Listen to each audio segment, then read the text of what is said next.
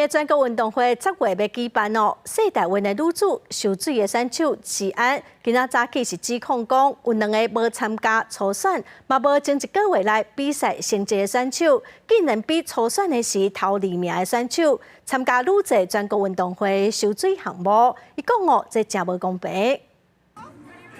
骹手马力速度嘛真紧，但是为着要争取更较好的成绩，10月的全国运动会，高雄游水代表队这个月初10到12举办选拔，选出28位代表。但是拄结束世大运游水比赛的选手齐安，8月15早起伫民代的陪同之下，出面指控选拔有雷霆。选拔上面的选手成绩知道，但是他们2个是直接写上名字，并没有写他们的成绩，也没有告知其他被换掉的选手说你们没有项目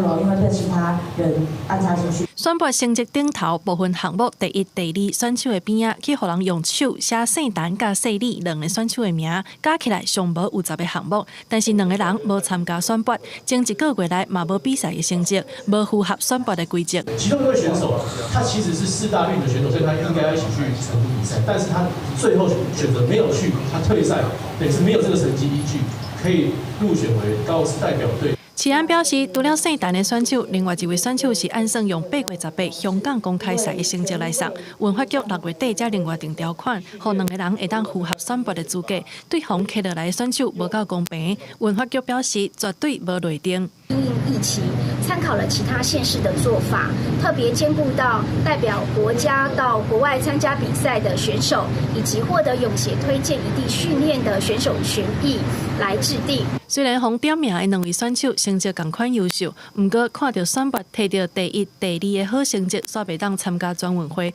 互选手袂当接受。民代嘛呼吁爱全面审查选手的资格，来保障参赛的权益。记者综合报道。